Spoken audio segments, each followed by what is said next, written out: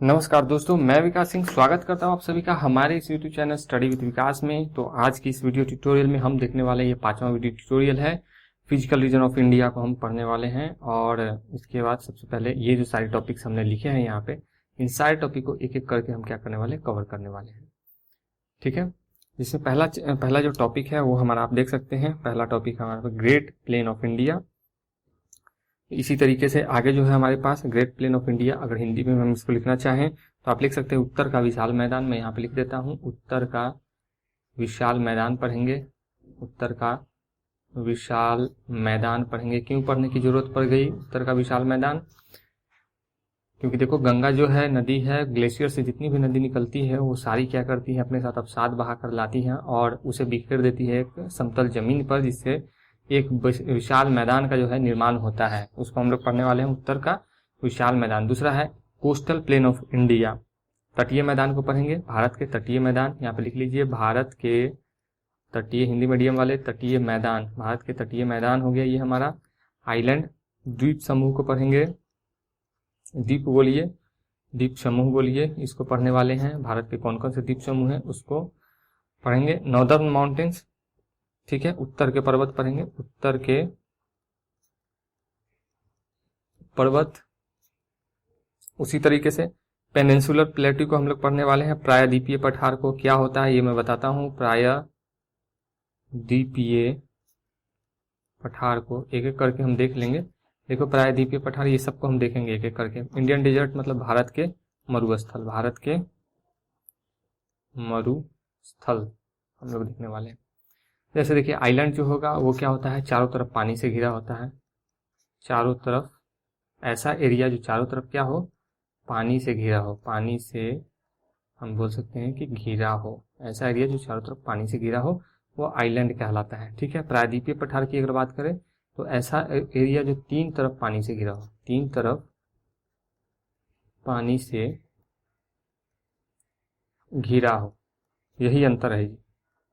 ठीक है, प्रायद्वीपीय भारत के मरुस्थल। अब मरुस्थल बोलते ही बहुत लोगों के दिमाग में आ जाता है कि अच्छा ये सूखा मरुस्थल होगा, यहाँ पर बालू बालू होगा। नहीं, कोल्ड डिजर्ट भी होता है। तो डिजर्ट जो है बहुत तरीके के होते हैं। डिजर्ट जो है वो हम लोग आगे पढ़ने वाले हैं, तो डिजर्ट वाले चैप्टर में मैं बताऊंगा आपको। ठीक है, अभी क्या करते हैं, सम इम्पोर्टेंट पॉइंट्स और सम इम्पोर्टेंट टर्म्स जो है वो हम लोग देख लेते हैं, ताकि इसको आगे हम लोग क्या कर पाए, कंटिन्यू कर पाए। देखो, कोई भी माउंटेन, माउंटेन कब बोला जाता है, माउंटेन किसको बोला जाता है? तो माउंटेन होने के लिए दो कंडीशन, ये दोनों जो कंडीशन है ना, ये आपको फॉलो करनी पड़ेगी। टिप शुड बी पॉइंटेड, ये वाला पॉइंटेड होना चाहिए, जैसा कि यहाँ पे आपको दिख रहा है कि ये पॉइंटेड है। और दूसरा, height should be greater than 600 metre. जो ऊंचाई है वो कितनी होनी चाहिए, 600 मीटर से ज्यादा होनी चाहिए। कहाँ से? तो सी लेवल से, समुद्री स्तर से। ठीक है, तो यहाँ पर ऑब्वियसली ये वाला जो होगा हाइट होगा, यहाँ से लेके यहाँ तक ये जो हाइट होगा ये जरूर क्या होगा, ग्रेटर देन 600 मीटर होगा। तभी ये क्या कहलाया है, माउंटेन कहलाया है। ये वाला हमारा, ये वाला, ये माउंटेन। ठीक है, उसके बाद माउंटेन्स। देखो, माउंटेन्स क्या है, माउंटेन्स पे बहुत सारी जब हमारी नेचुरल एक्टिविटीज होती हैं, हमारे जो क्लाइमेट एक्टिविटीज होती है, उसकी वजह से क्या होता है, माउंटेन्स हमारा घिसता चला जाता है और बदल जाता है हिल्स में।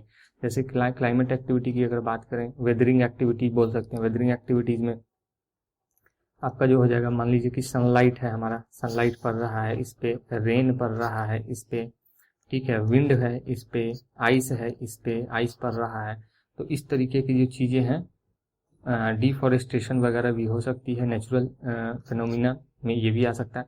तो इन सारी चीजों से क्या होता है कि इसकी ये जो रॉक्स हैं, ये रॉक्स जो है डिफॉर्मेट होने लगती है, कटती जाती हैं, और इस तरीके से ये करते करते क्या करती हैं, ऐसा निर्माण करती है। इसे कहते हैं हिल। इस तरीके का स्ट्रक्चर एक बनता है, इसे हिल कहते हैं। अब अंतर क्या है कि यहाँ पे पॉइंटेड न रह जाता है। पॉइंटेड नहीं रहने के साथ साथ इसकी जो हाइट है वो आप देख पाएंगे यहाँ पे, ये जो हाइट है वो एज कम्पेयर टू दिस कम जाती है।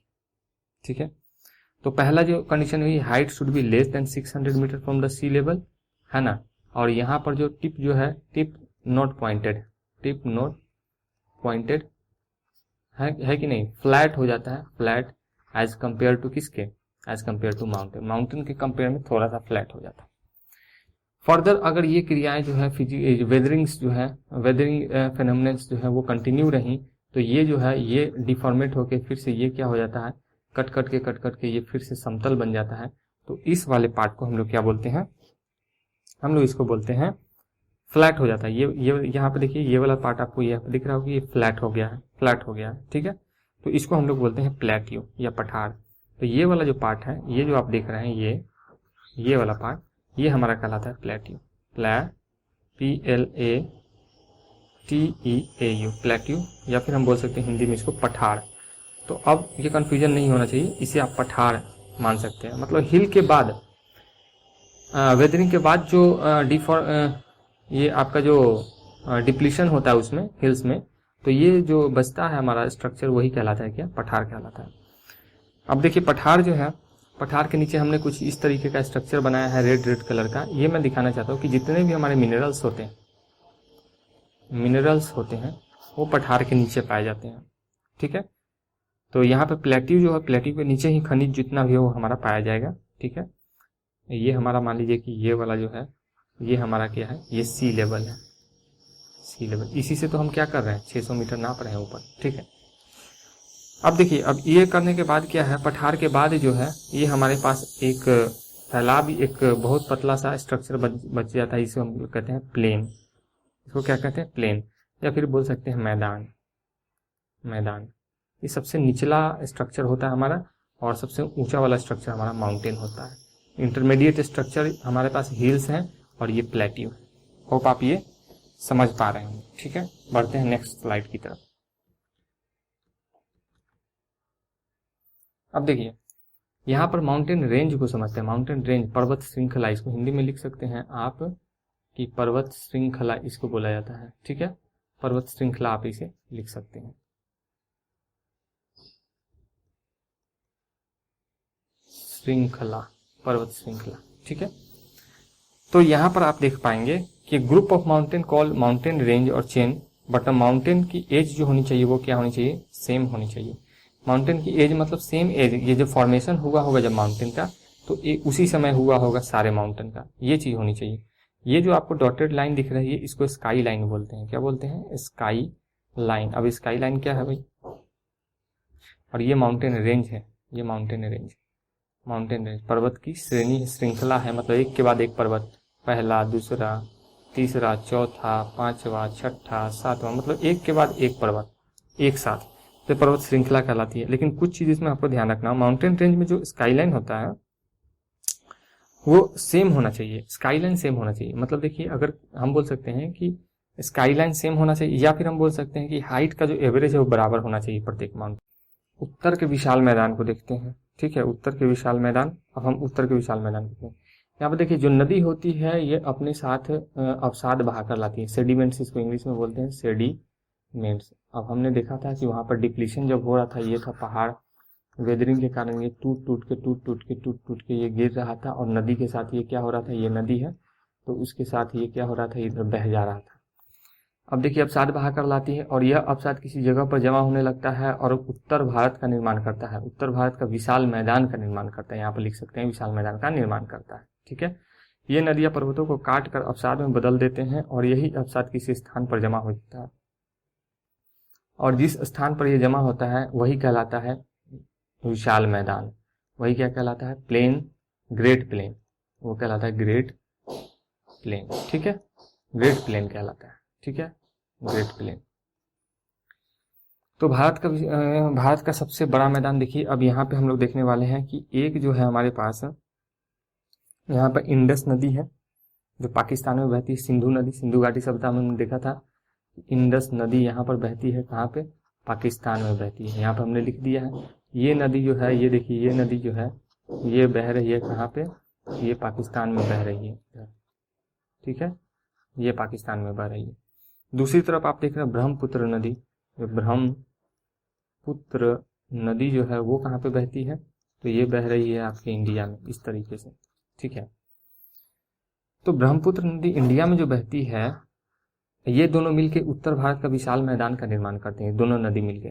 तो ये 2400 किलोमीटर जो एरिया है विशाल मैदान का, ये वाला एरिया वो कहाँ पे है, इंडिया में है, और 800 किलोमीटर ये बहता है कहाँ पे, आपका जाके पाकिस्तान में ये बहता है, ठीक है।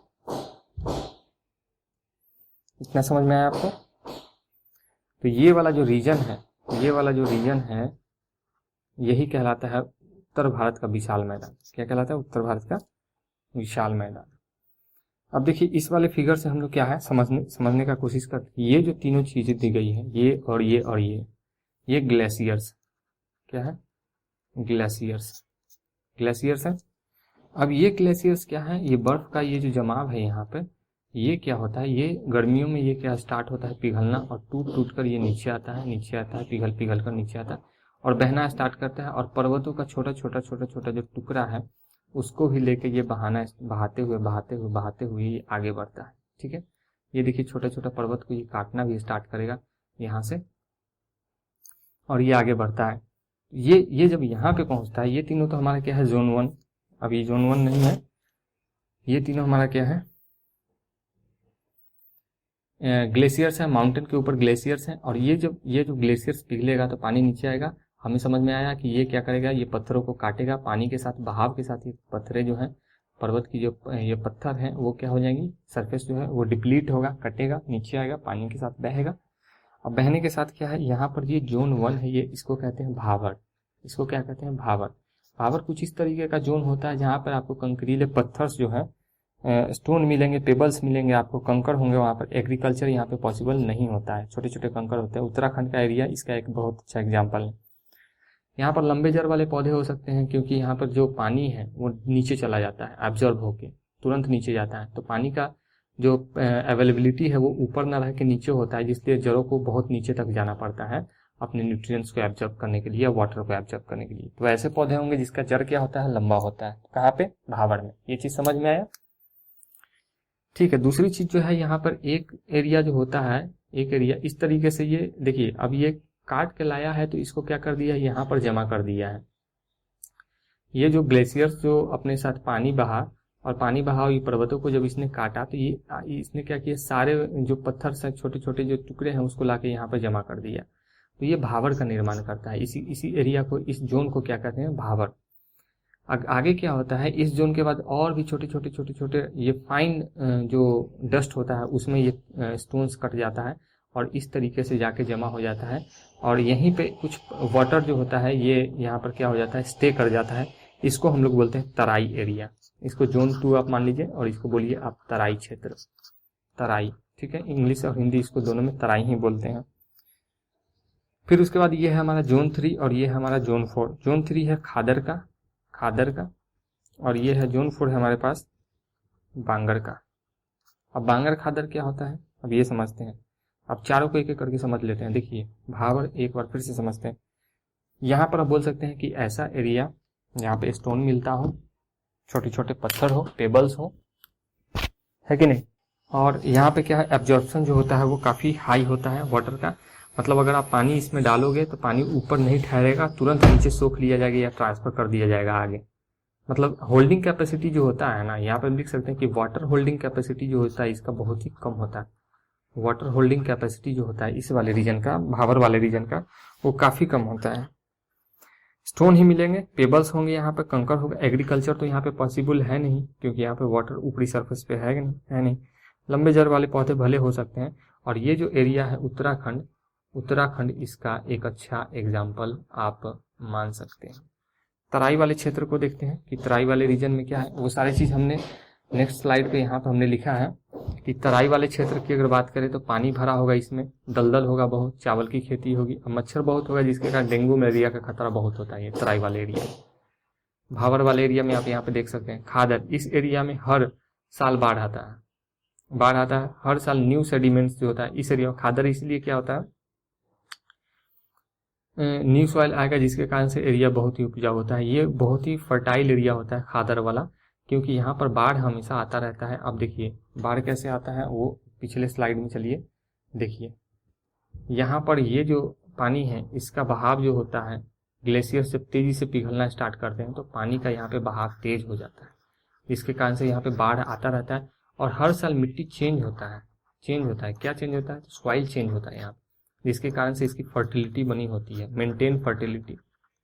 तो खादर की अगर बात करें तो मेंटेन क्या करता है, ये फर्टिलिटी को ये क्या करता है, मेंटेन करके रखता है। तो ये काफ़ी फर्टाइल होता है। जबकि इसके किनारे पे जो मिट्टी साइड हो गई है, देखो इधर से इधर चल गई, इधर से इधर जाके ये जमा हो गई और स्थिर हो गई, स्टिल हो गई है। स्टिल मतलब वहीं पे है जो पुराना मिट्टी है, ओल्ड यहाँ पे बोल सकते हैं कि ओल्ड सॉइल फिक्स हो गया या फिर स्टिल हो गया, वहीं पे रुक गया, तो ये वाला जो होता है लेस फर्टाइल होता है, लेस फर्टाइल होता है, लेस फर्टाइल होता है। अब जैसे देखो कोई बाढ़ नहीं आता है यहाँ पे, पुरानी मिट्टी जमा रहने की वजह से इलाका कम उपजाऊ हो जाता है, और इसी में नदी जो सेडिमेंट अपने साथ बहा कर लाती है, इस मिट्टी को एल्यूवियल सॉइल, जलोढ़ मिट्टी कहा जाता है। भारत का 40% एरिया क्या है, जलोढ़ है। तो ये 2 पॉइंट जो है इसको भी याद रखिएगा, लास्ट में हमने ऐड कर दिया। सेडिमेंट जो अपने साथ बहा कर लाती है उसी को क्या कहा जाता है, जलोढ़ मिट्टी, एल्यूवियल सॉइल बोला जाता है। ठीक है, जलोढ़ मिट्टी कहा जाता है। अब यहाँ पे देखो एक चीज और समझने की कोशिश करते हैं, तो एल्यूवियल सॉइल जो है यहाँ पे, इसी को हमने 2 पार्ट में डिवाइड किया है। एल्यूवियल सॉइल को ही हमने 2 पार्ट में डिवाइड किया है। एक तो हमने किया है किसमें, खादर में, और दूसरा हमने किया है बांगर में। ठीक है, तो खादर हमने पढ़ा, बांगर हमने पढ़ा। ये क्या होता है, फर्टाइल होता है, फर्टाइल होता है। ये लेस फर्टाइल होता है, नॉट फर्टाइल होता है, ये है ना। तो होप आपको ये चीज समझ में आ गया होगा। तो आज के लेक्चर में इतना ही रहने देते हैं, मिलते हैं अपने नेक्स्ट ट्यूटोरियल में। तब तक के लिए bye and thank you very much for watching this video.